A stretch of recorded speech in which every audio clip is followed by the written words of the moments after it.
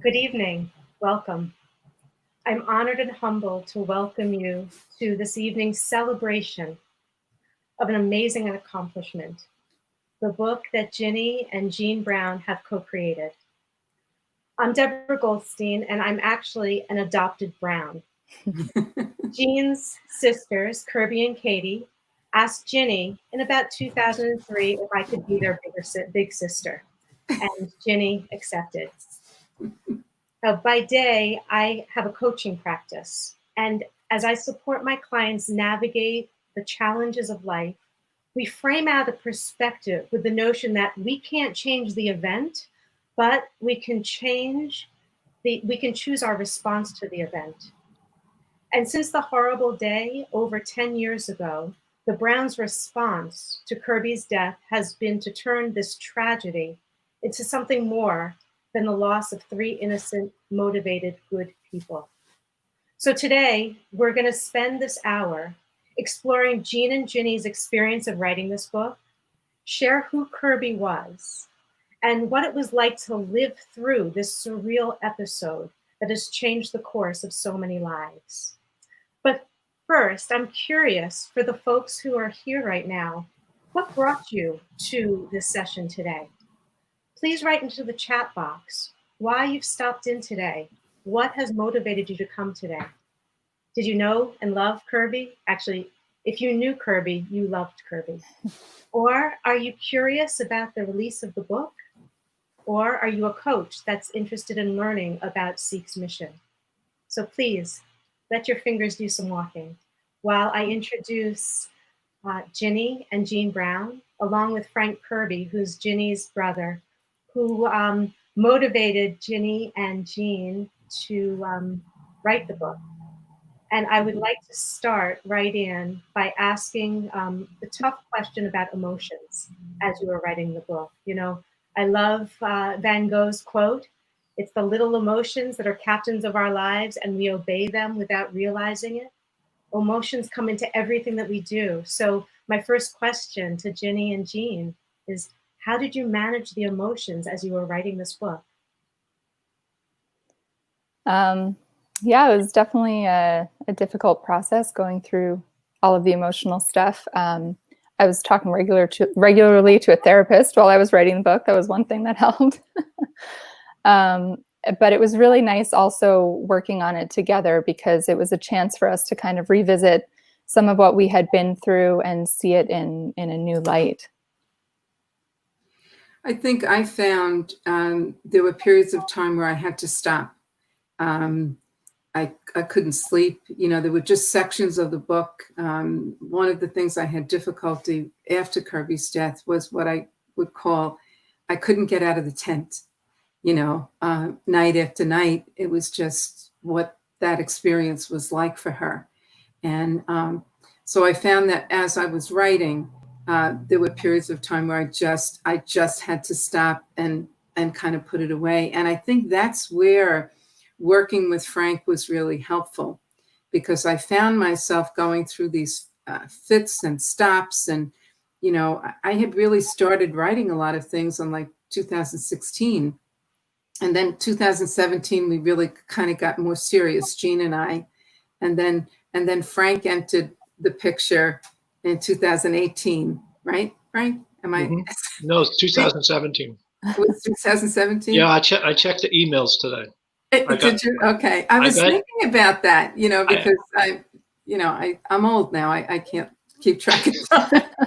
So, yeah, but that working with Frank was helpful because it helped me to get focused and not drown in some of the emotion. And I just was going to say that as the book was coming together, and it came together beautifully, it was a great collaboration. But as the book was coming together and you guys were writing, I was not focused on the emotions. I was focused on trying to get through the book. And then at one point, Ginny mentioned she was talking to a therapist, and I don't know if you did, Jean, but I don't doubt it. And it occurred to me how difficult it was for you to live through the trauma again. And Ginny, you had mentioned a couple of times going through your detailed diary where, we got a lot of the nuggets for the beginning of the story. You had a lot of recollections written down as things happened. And just having to pick that diary up and look at each entry was traumatic. And I just felt for you guys, and I have so much respect for you pushing through it. I don't know that I could have written this without that journal, that diary, because in the beginning there was so much information. There was so many people that I had spoken to, and I use the expression all the time. I felt like I was in a blender. I just couldn't keep track of what was going on. So almost every conversation I had for close to a year that related to what happened, I have recorded in that book. And then when we went to the trial, I kept another journal because I found that in the courtroom, it was the only way I could keep from answering the questions that were being asked of witnesses, because they would say something and I'd be like, jumping to answer. And, the bailiff was not happy with me. So I had to, I started writing in the courtroom to kind of keep myself focused and to keep my head down, because it was so hard to listen to a lot of the testimony. There's so many tendrils to this story, between the horrible tragedy that happened in Sonoma, the trial, the grieving process. How did you decide what to put into the book, and how did you decide how to weave it together so gracefully? I'd say we kind of just started at the beginning. The first pieces that I think we had both written were just the first moment when we found out what had happened. And we kind of just took it from there. And I know I found that as I wrote more, I remembered more. And as we discussed it together, we remembered more details. And then, we started doing some work, looking back through emails, looking, back through diary entries. And it all just kind of came together pretty organically, I would say. But Frank was really instrumental in helping us figure out what to focus on. We had another editor, Maeve O'Connell, who did an amazing job helping us kind of pull out certain pieces of the story. Like, she really helped us bring Kirby into the story a little more, which was really important. And I think that when Maeve entered the picture is when I felt like, oh, we really have a book, right? Because her feedback was really helpful. She told us to put Kirby's voice in there, which was an amazing thing to do. And we got that done as well.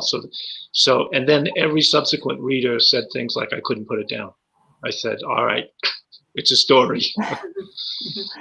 I felt really strongly about writing about the grief journey. Being a therapist and working with so many people that are struggling with such hard things in their life, I really wanted to share what this experience had been like for us, and what we did to try to cope in the process. So Maeve was helpful in getting all of that information kind of in a, organized better, because I was kind of like all over the place when I was writing it. But Frank was great, because every Wednesday night for how long, Frank? For over like maybe a year and a half. Yeah. And I still miss Wednesday night. I still miss our Wednesday night calls. I do too. Yeah, they were great. We would talk, but we would all. I always felt like, oh my God, I have to write something for Frank to look at. We had a deadline. On me. You had a deadline. Yeah, that was key. Yeah. That was very important.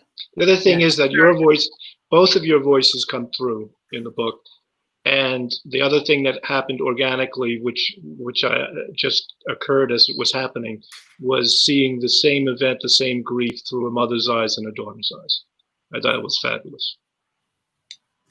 So Frank was really good in helping to fit our narratives together, to decide where I should speak, when Jean should speak. And there were quite a few events that both of us had written about, and then we had to decide who was going to tell that particular piece of the story. So that was really important and helpful. Mm-hmm.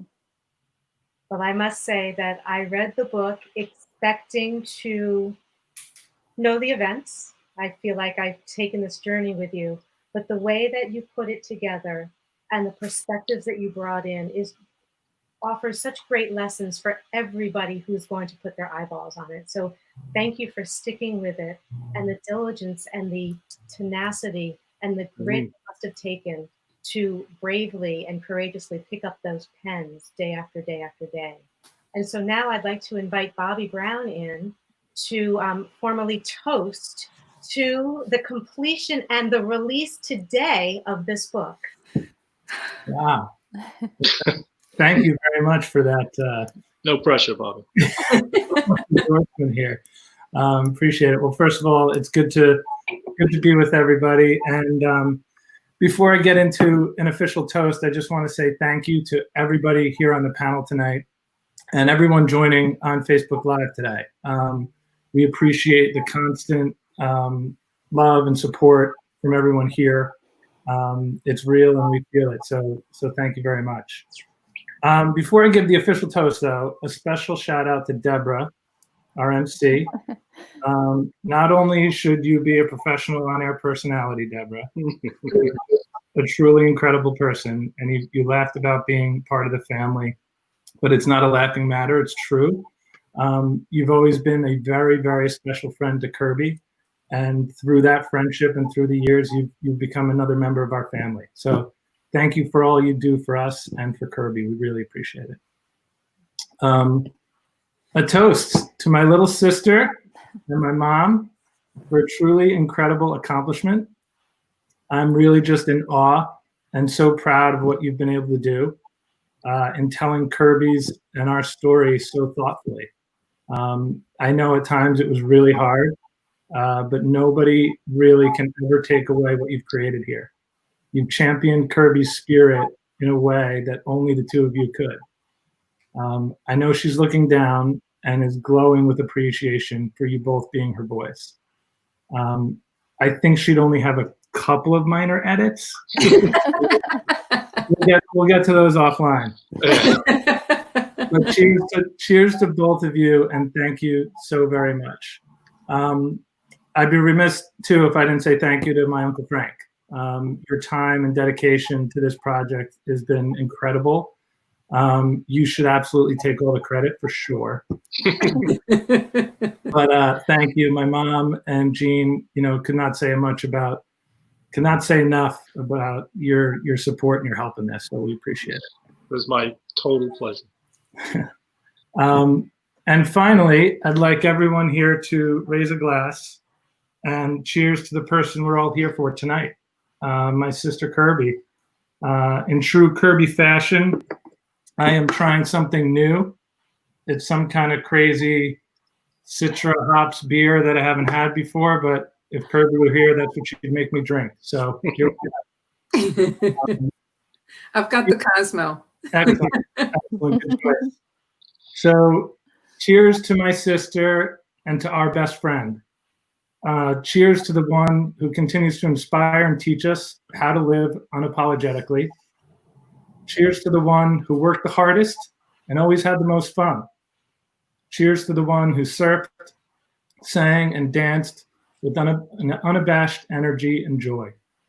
Cheers to the one with a genuine sincerity who is always there to listen. Cheers to the one with a true sense of justice and empathy for those in need that was unmatched. And cheers, finally, to the one who lived life with such a sense of energy, optimism, and love that was so contagious, we felt it every time she entered the room. Mm-hmm. Cheers to Kirby Brown. Cheers to Kirby Brown. You're here. Cheers. Thank you. Thanks, Bob. Nice, Bob. Really nice. So the folks who have tuned in now feel the greatness of Kirby, and I'm so pleased that Lisa's been able to come and join us to share a little bit about Kirby. Now, Kirby lived in the Baja in Mexico, and I had the great good fortune to visit her many times down there. And it's a vibrant community down there living on Gringo Hill. And To say the least. I would love for you to give us a sense of how Kirby was that thread that kept the community together. Well, thank you for having me, first of all, and Jean for asking me. And I have to tell you one quick little story. When I opened up the email that you sent to me to invite me to this panel, I was sitting in my my kitchen window and countertop. The door was open. I was about a paragraph into your request. A red-tailed hawk swooped in my door. His feathers hit my back. And I went, okay, Kirby, I'm listening. I'll be there. So it was amazing. Swooped right in the family room, right out the front door. I saw it stop and then took off and flew out the front door. And I went, okay, I'm in. But Kirby was, I think, kind of like that too. She flew in our lives, and she was just pure fun and joy. You know, she just had that way, that joie de vivre of, you know, bringing everyone together. And my husband and I would come and go a lot. And so whenever we were there, Kirby was always there, you know, every night with Nancy and Peter and all our friends, Sheila and Carlos. And Kirby ended up introducing us to so many people. And it was always about fun and laughter and where we're going to go next and which beach we're going to. And then it was on to her painting job. So the first time I met her, she was on a 20-foot high scaffolding with with Nancy. And I was in love. I was like, okay, these girls do it for me. Being an artist too, I was just like, wow. And they're up there. You know, it was, and they had 10 great years painting together. So we were all just really tight, close friends. Yes, felt like she was one of my best for sure. And then, you know, she just, it was beautiful that she got down to the Baja. I talked to our friend Sheila just the other day, and she said that's how she got down there. And I didn't know that. And she told me that when she met Kirby, Sheila was up on a scaffolding 20 feet high, painting in Tahoe. And I'm like, all right, there's something for these, gotta love these scaffoldings, getting these friends together. So anyway, we had a lot of fun. Sheila and Carlos had Havana Supper Club. That pulled us all together. I mean, we spent a lot of nights there listening to great music, and Kirby was always at one. At the end of the night, she'd run around with that tip jar and make sure that band had a full tip jar. Boom, in your face, you've got to fill it up. And she was always there for the underdog for sure. And Bobby said it so well. I mean, gosh, he just, that toast, Bobby, that was beautiful. She just had an amazing spirit. You know, we know that. It was just her surfing, her cooking, her painting, whatever it was just full on. It was, and she painted both your house and my house. Yes, I moved my computer down here just so you guys could see. I don't know if you can see up on the walls there that behind me, that's their work. And it's in all our houses, you know, our house, not all our houses, but our house here. My house before I got married to my husband, she did that too. And I don't know, she's a huge part of my soul for sure. Yeah. And besides all the fun that Kirby provided, both for herself and for everybody around her, I was always touched about how she listened. Yes. She really listened deeply. Honestly, that was her, I think, one of her two greatest qualities was the fact that she was very present for you, and she would be right there, and she'd even call the next day and ask about that time, you know, whatever we were talking about. So I loved that about her. And I think that was something we could all take away from her is how to listen better. You know, if we could be more present, I think that would be the gift for sure. I think her other greatest gift was making everyone laugh and be joyous. I mean, it was just always that with her. Yeah, mm-hmm. We were robbed. We were totally robbed. Mm-hmm. So she stood up for that underdog. She was just, if someone did something wrong to a friend, she'd be like, that's just sick and wrong. Sick and wrong was her comment. And that's how I felt about what happened to her. You know, that's how we all do. Obviously, we all feel about what happened to her. I Yeah. think that term, that is sick and wrong, is what I remember. We were in a car, and the car in front of us threw a bag of trash out the window. And she got so angry because Kirby was very motivated about being green. She wanted to speed up and stop that car and give them a piece of her mind. And sick and wrong, I believe her, is what she said. Lisa, I understand that she was integral in starting a green project down in Baja. Am I correct? I think she was just starting on that. Yep. And I'm sorry, I don't know a lot of the details about it, but I know she had been talking about it a lot, and they were trying to get a recycling plant going, and I was so proud of her for that. Yeah. Mm-hmm. Mm-hmm. Yeah. Yeah, Kirby was someone I found who always made connections between people, and she was a real problem solver. There was an issue, she was on it. She'd be the one who'd find the guy that needed to do this and find the people who needed to go over there, and she was the one who would organize things. Yeah. Well, Jean, if I may put some texture to that, as I'm recalling, she was the one who single-handedly, with Tommy McFeely, saved your wedding. Yes, that's The true. wedding was supposed to take place, and Billy and George's backyard was flooded. And Kirby said, it's okay, Jean. Yeah. It will be a beautiful wedding. And do you want to remind everybody what happened, Jean? Yeah, so Kirby had, grown up working in a lot of the horse farms around the area. So she said, we need hay or wood chips or something. So she started just driving around to all the farms that she knew and, gathered up all of these materials so they could put it down. And we got some indoor outdoor carpet, laid it over top of it. And it was a little squishy, but it was okay. It worked. It totally worked. Yeah. That's just one example of Kirby's resilience Mhm. and resourcefulness. And I was reminded this morning of another, which was when I was in France with her and with Katie. Katie Kirby and I and Michael went to France, and Kirby put her foot through a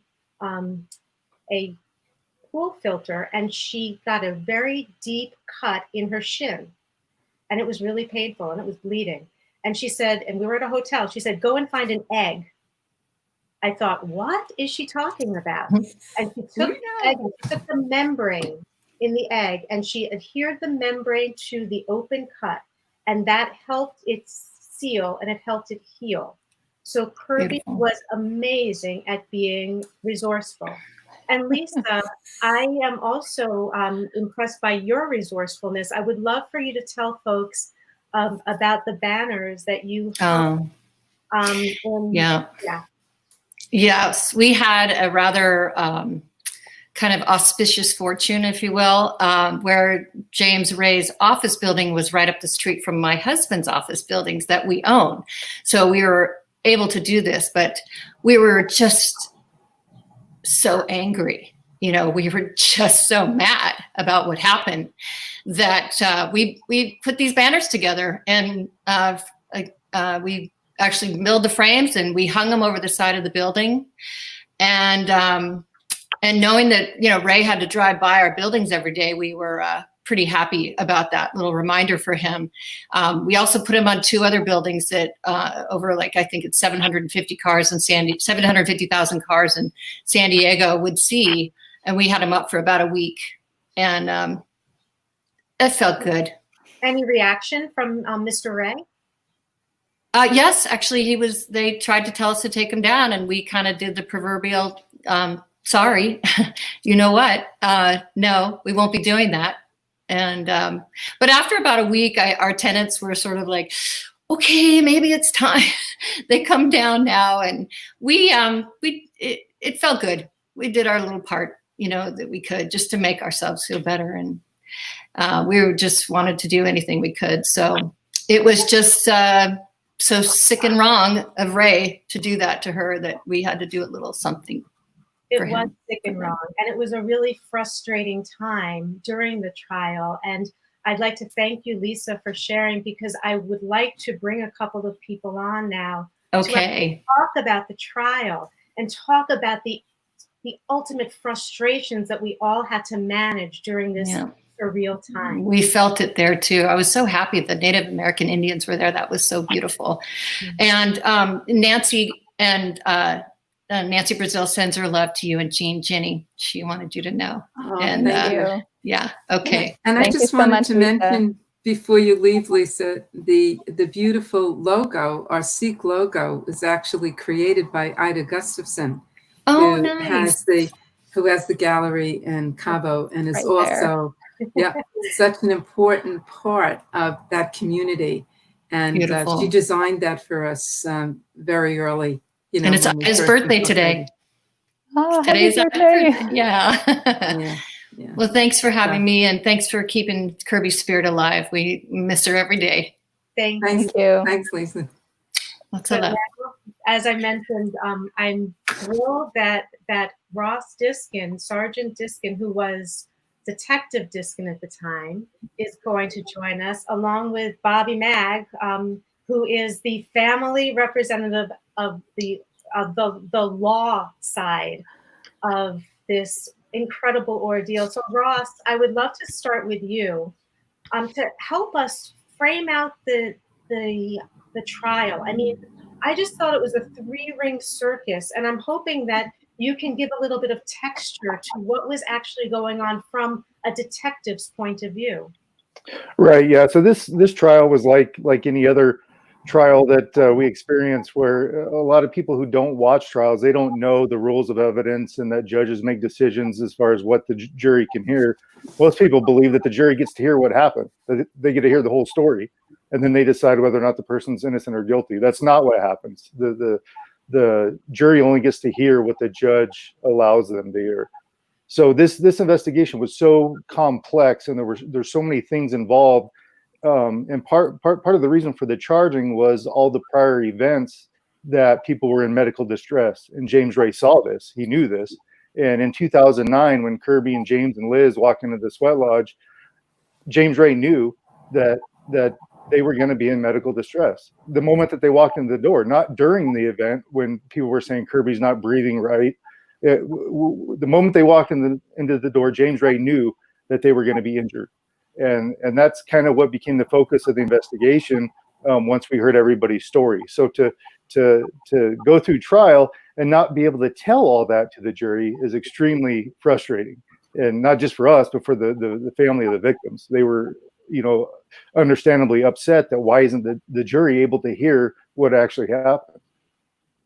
Yeah, I know that's one of the reasons that we wanted to write the book. As we learned about what had happened to Kirby, it was, it went from she died in this so-called sweat lodge to no, this wasn't a sweat lodge. This was something completely different. And then we learned about everything else that happened over the course of that week, and then everything else that had happened even prior to that event.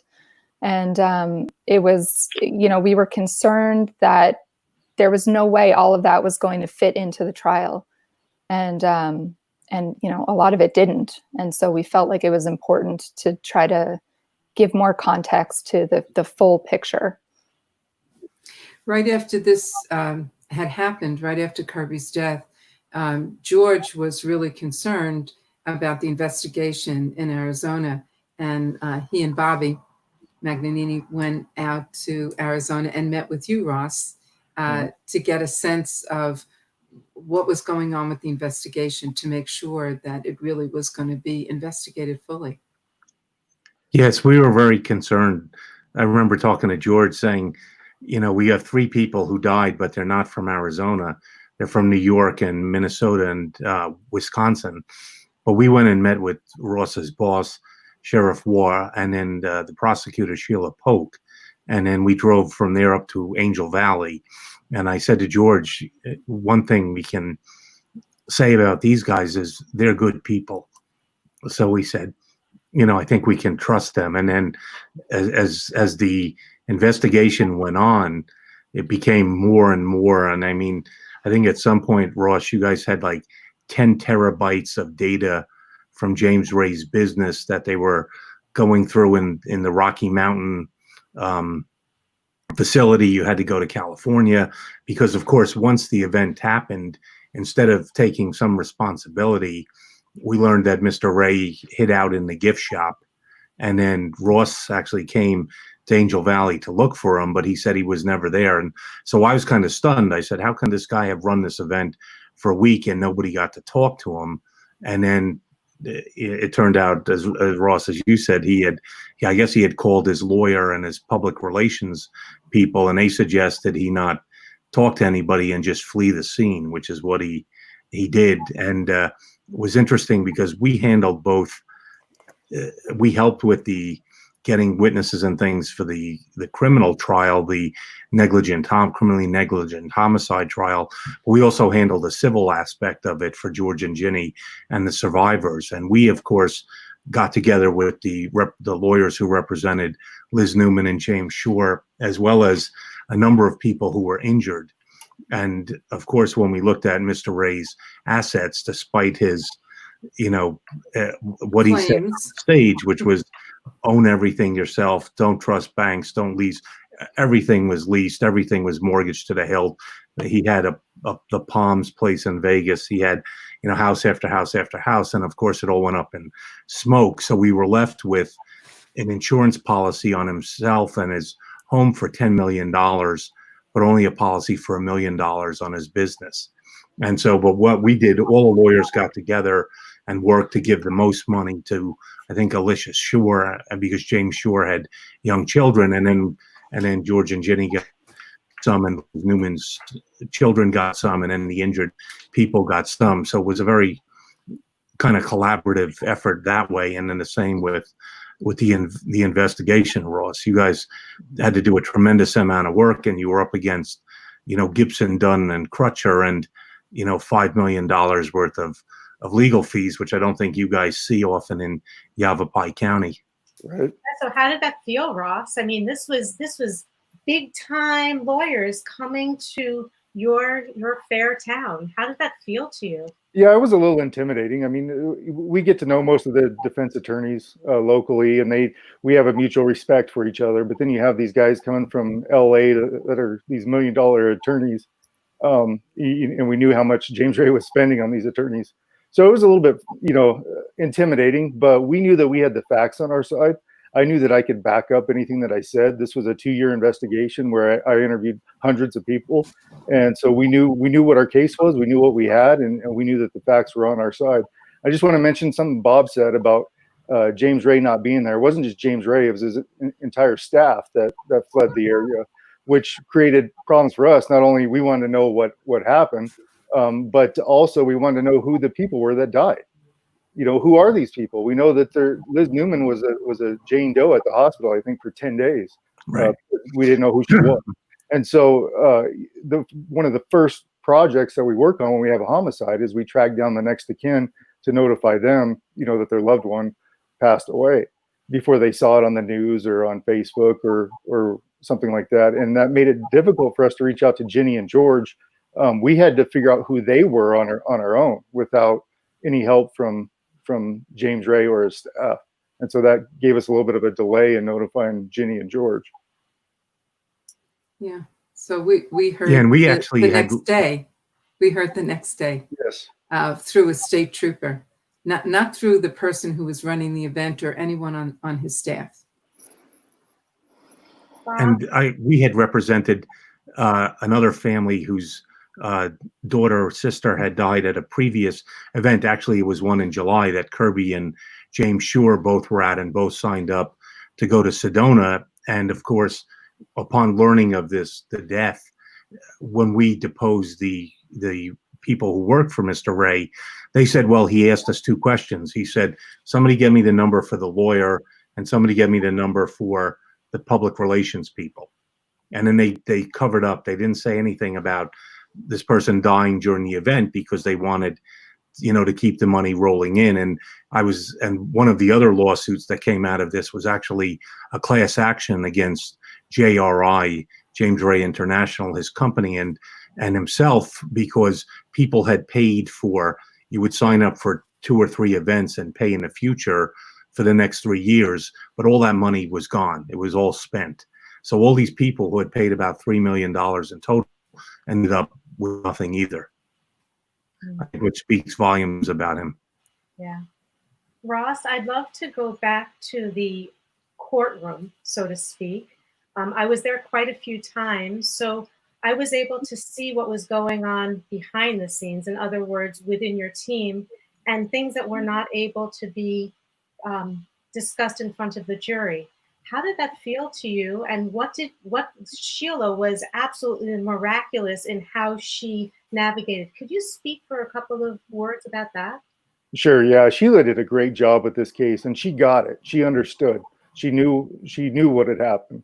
But yeah, you got to see the arguments between the defense and the prosecutor referenced the 404B in Arizona that we call the prior bad acts that was crucial to our case to show that James Ray knew what he was doing. He knew that these people were going to be in medical distress.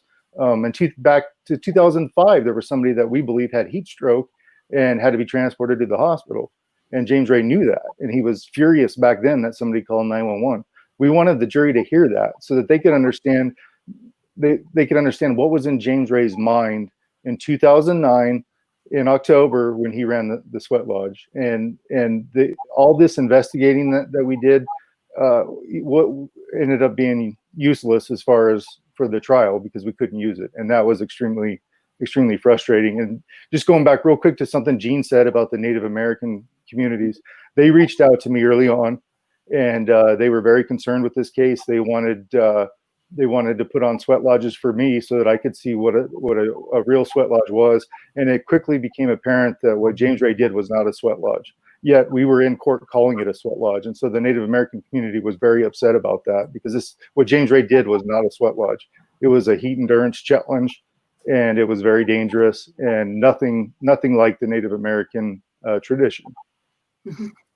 That was his method. I think it was kind of bastardized copy and then profit from. And so, and they actually had discussed that they were going to legislate sweat lodges, but as the Native Americans said, we use cotton blankets. They're open to the north, south, east, and west. We're not there to melt people. And then, so I guess the legislators in that instance got smart and didn't do anything else. And I think, and there hadn't been, and, we actually had done all the research on sweat lodge injuries through, and I mean, it's because it's happened in Australia, a number of different places, but his was actually much hotter. And the tarps were from Home Depot, for what, $3 for $10 or something probably. And then, and so it was completely unrelated to what the Native Americans do. Right. And even adding on to that same structure, which was poorly built with the tarps and everything, was used by several other groups, and no one ever had any issue. No one was ever in medical distress. It just adds to what James Ray's culpability of it wasn't the structure. I mean, it was poorly made and wasn't a sweat lodge, but it wasn't the structure that killed these people. It was James Ray. Yeah, I remember a number of witnesses saying that he was unhappy with this group of people, that they weren't buying in, they weren't doing everything he wanted, and he was kind of going to show them. And he changed the way he ran this program. So he spent 24 hours basically fasting, not eating, and then coming back in and getting stuffed into a sweat lodge. And of course, Ross, we saw his medical kit, which was a bunch of chopped up oranges, like it was a fifth grade soccer game in the suburbs somewhere. So he didn't have anything prepared in case anything happened. And he actually tried, I think, to prevent the people who owned Angel Valley from calling, but it was such a disaster. There wasn't, because they had medevacs come in from all over the place to try and help the number of people who were hurt. Right. And I mean, there was a nurse there, but she wasn't there in the role of a nurse. She was there as a Dream Team member, a participant.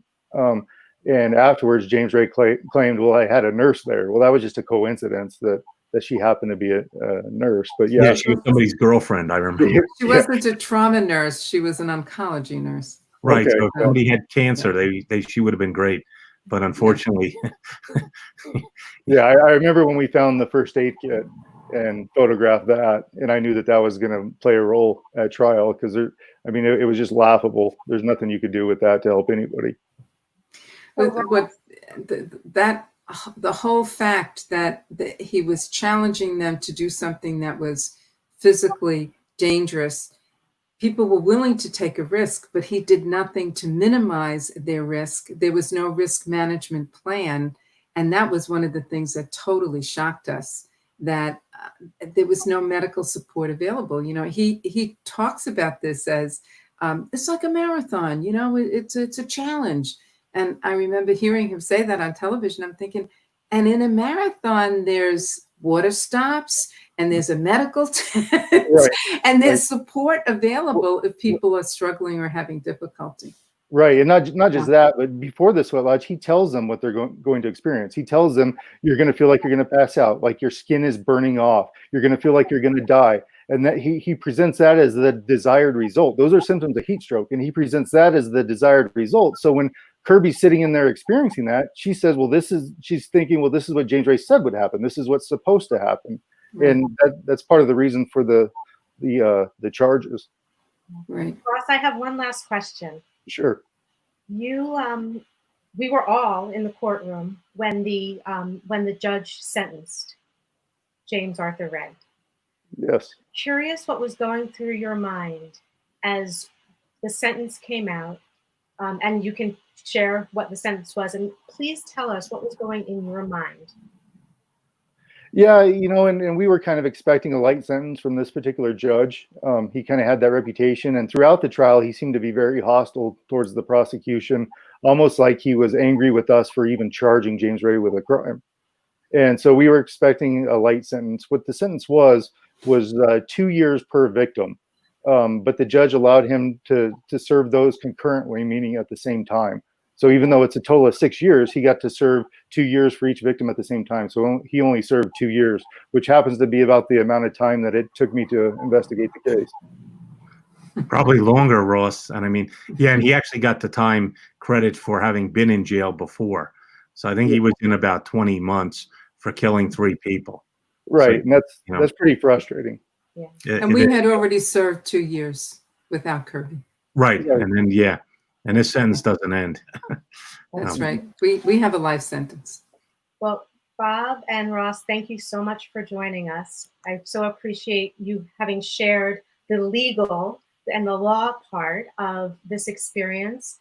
And now I'd like to invite in a couple of folks who were outsiders looking in, who were incredibly diligent about what was transpiring and making sure that the public was keeping up to date with what was going on with James Ray.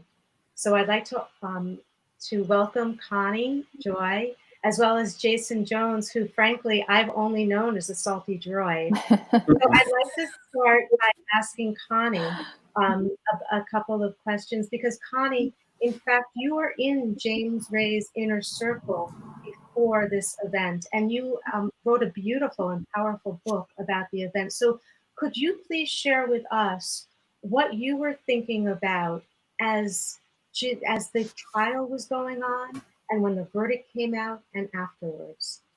Okay, well, as someone who's been in one of James Ray's sweat lodges, I knew that this was an activity that he wasn't putting forward with explaining the amount of risk that was really there.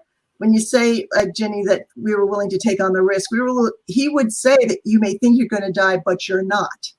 Nobody went into that sweat lodge saying, oh, I'm willing to take the chance of dying. That was not in anybody's mind.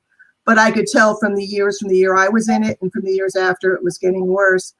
What we had as we were watching this happen is, because I knew most of the people that were there, because I had experienced one, I was kind of shocked with the trial and how much I was on the witness list originally, but then I was one of the ones, because we were previous information, we were dropped. But through the whole thing, what we experienced, and I can speak for other people too in the group, we were experiencing survivor guilt through this whole thing. That could have been any of us. That could have been my daughter, who had been at the previous event where that one person had died, jumped to her death at one of the events, but nobody knew anything about it. I had been there at the celebration dinner and knew nothing about that this had happened. But we were watching James go off the rail. I was volunteering at many events. We were seeing him behind the stage, in front of the stage. We had a very big fight with him in Peru just a few weeks before this event. And for that reason, we did not go. But we were planning to be there. My husband certainly would have ended up in the tent as a volunteer. I would have certainly been on the outside. We knew he was going off the rails.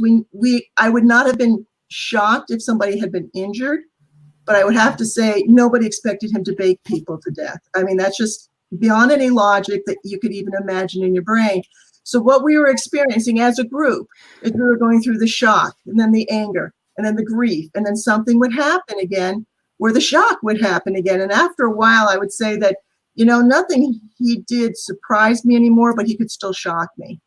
And what I finally had to do to get a handle on this was I had to understand. I had to understand what were the steps, and that's what I cover in the book. What were the steps that led to that day? What happened in there that day? How did this happen?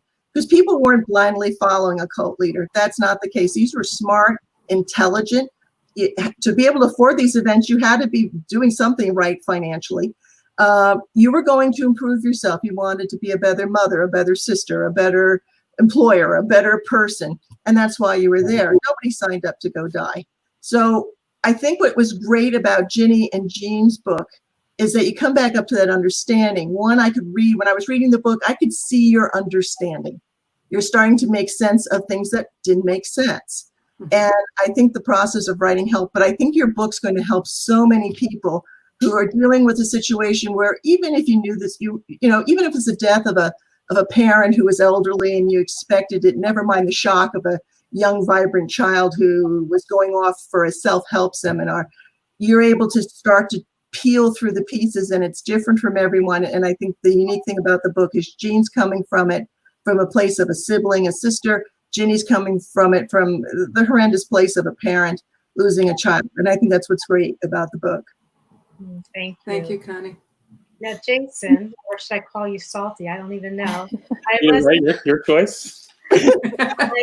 I have spent many, many, many hours with you, unbeknownst to you. Because I'm having like a major fangirl moment right now because Jason was very much on top of the trial and sharing through his blog what was actually going on the trial. I believe that you named James Arthur Ray Death Ray, and I would love for you to share with folks why you felt so compelled to follow him so intently, and what your thoughts are as you are in the present, having seen James Arthur Ray get out of prison and start his business up. Yeah, well, I think this was sort of the story. I felt like this story chose me. I was already writing about some of the people who had participated in The Secret when these deaths happened. And I was paying attention to the deaths for a few days, but then I heard through the grapevine that Ray was going to go right back at it. Like he was out there 2 or 3 days later at these self-help seminars and holding this big conference that he had. And I was really just astounded that he would, with a straight face, like walk right back out there. Liz was still in the hospital. Liz was dying. A lot of people from the Death Lodge were still suffering, and he went right back to it. And I thought maybe there would be something I could do to slow him down so that he wouldn't be able to just suck people right back in. He wouldn't be able to make excuses, and he wouldn't be able to continue to leverage the money from his victims to get himself out of this problem. So I kind of dug in and started following it, and it just sucked me in further and further.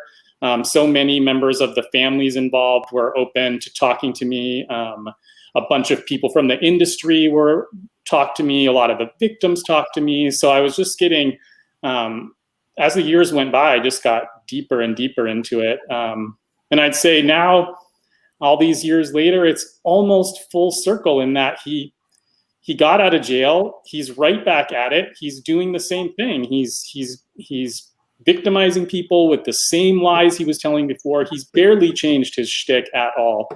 I know his shtick very well from compiling all these videos and doing all the research I did. And he used the same language patterns over and over. He's just like constantly on repeat.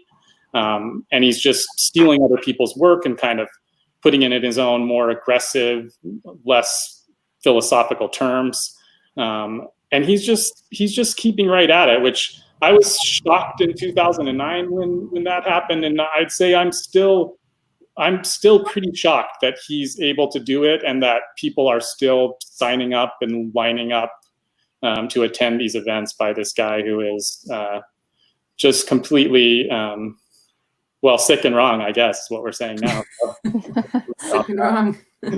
Yes. Yeah. And I want to make sure that we acknowledge that James Ray came out with a documentary that was premiered at the Tribeca Film Festival.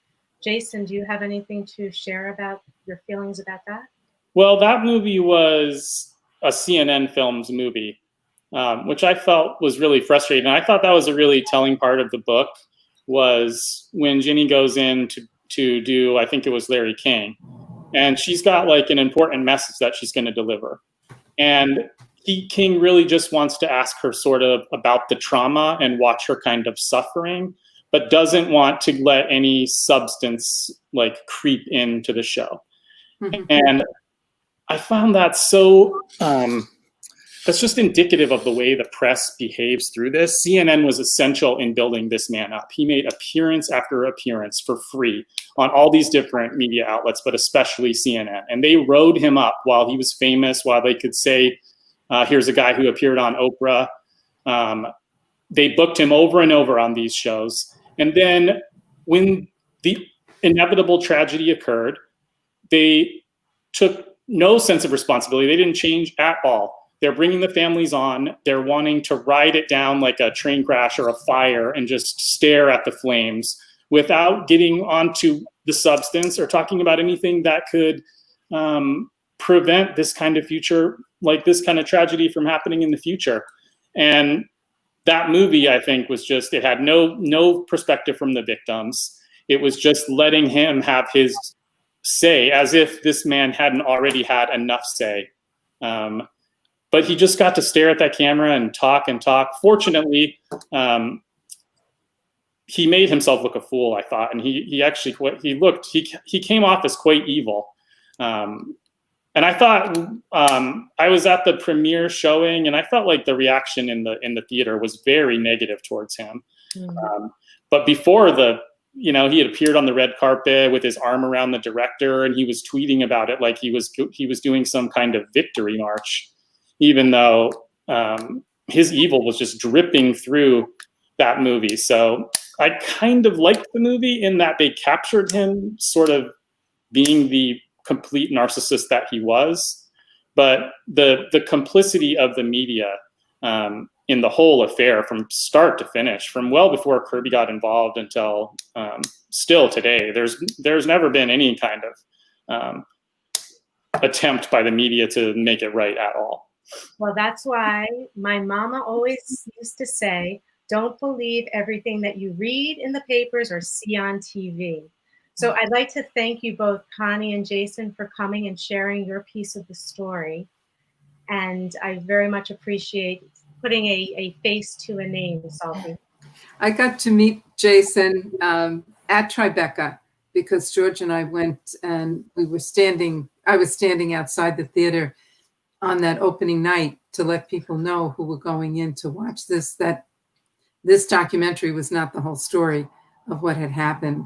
And I got to meet Jason then because I don't think we had ever spoken before that. Yeah, we'd never spoken, and I think we were both surprised to meet each other on the street that night. And I think I cried, so it was. it was pretty wild, you know. Jason's approach was a little too aggressive for me during the trial, and I had to tell you, we were so afraid to do or say anything that then could be used against us to declare a mistrial. So I know for me, that's why I so much appreciated what Jason was doing, because it gave, he was the voice of our outrage that we felt like we couldn't express. Yeah. And it was very, it was important for us. It was extremely important. When we were in the courtroom, George was actually admonished one day for looking at James Ray in a negative way, looking at him. I was astounded. I was like, you got to be kidding me. Well, You know, so we were really constrained to be able to speak. And you certainly, as Jean said, you certainly expressed our outrage That's great. in a very colorful way, which we really appreciated.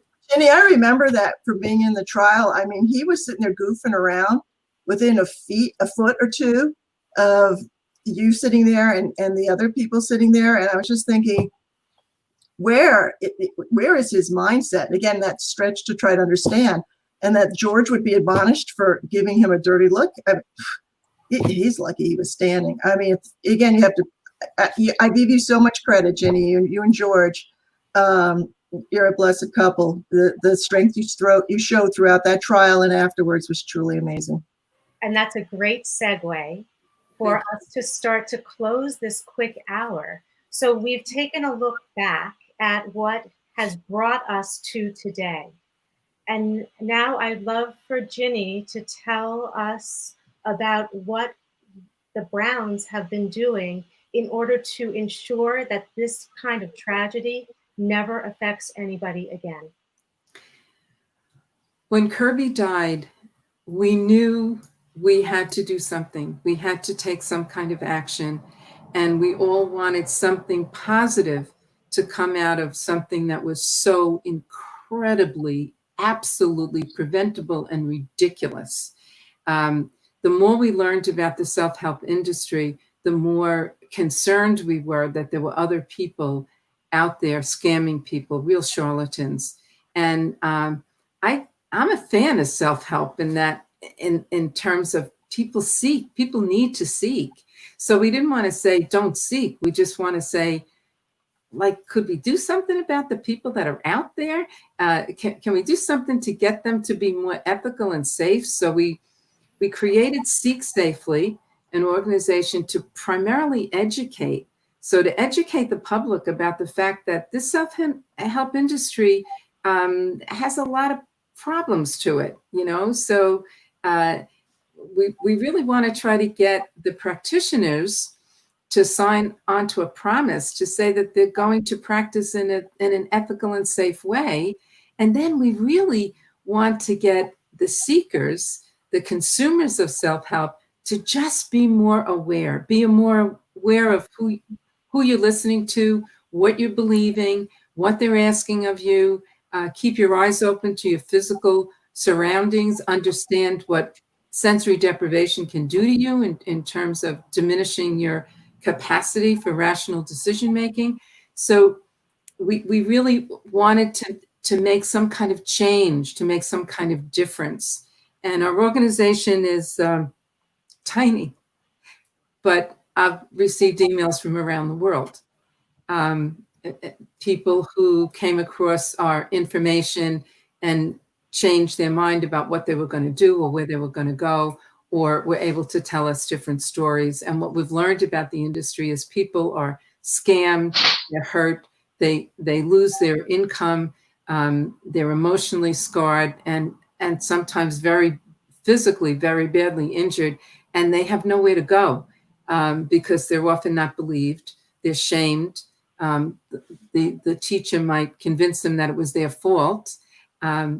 And then if they do threaten legal advice, we've discovered they get paid off. Mm-hmm. So having connected with Gary King, who worked for Tony Robbins for 25 years, he gave us a lot of information about what happens in many areas of some of these big guys. So our organization, Seek Safely, continues. We have legislation pending in New York to try to bring some consumer safety to people who go to self-help events in New York when they're run by someone who doesn't have any kind of credential.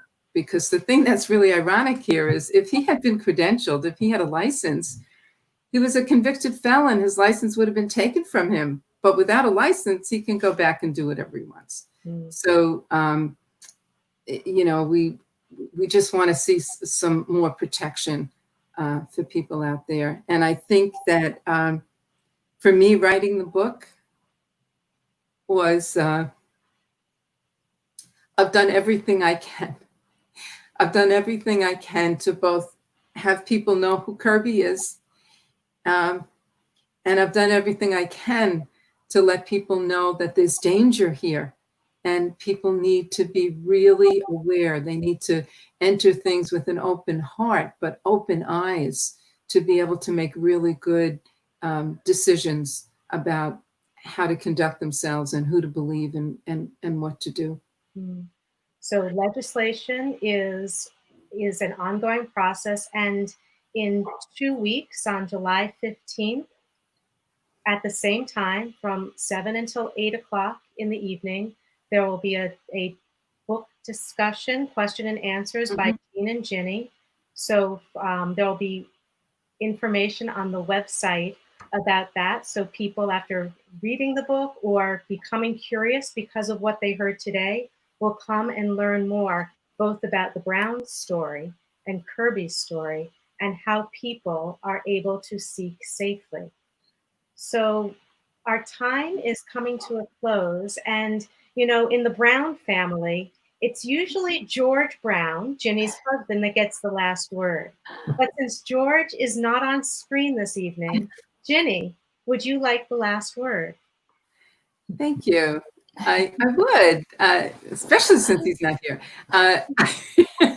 He's downstairs. I had to be in a room where we could control the sound. I would like to make just a quick reference to the fact that the Wondery podcast series called Guru is going live on July 1st.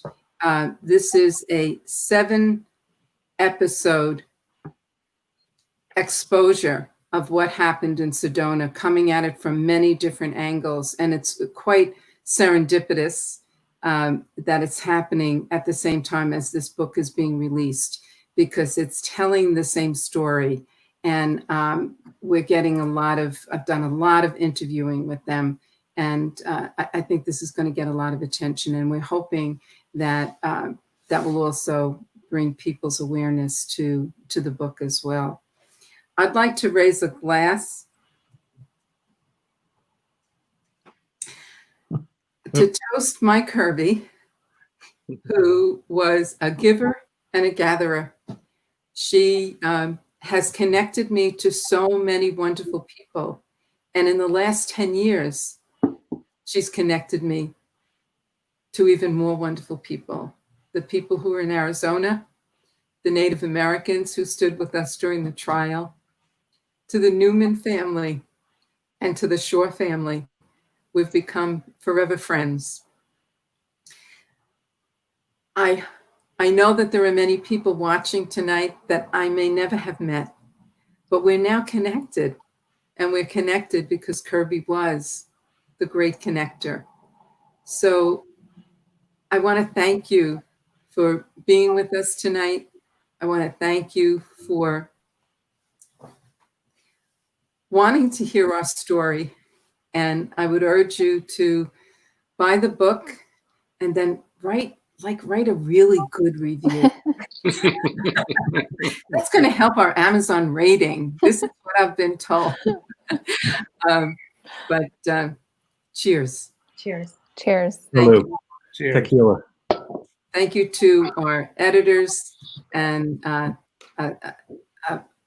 big thank you to Cheryl Benton of the Three Tomatoes, who made tonight's possible and believed in us. And after looking for a publisher for how many months, Jean? A long time. Of course, Deborah connected us, is championing our course. Thank you. Thank you, everybody. Take care. Stay out of court.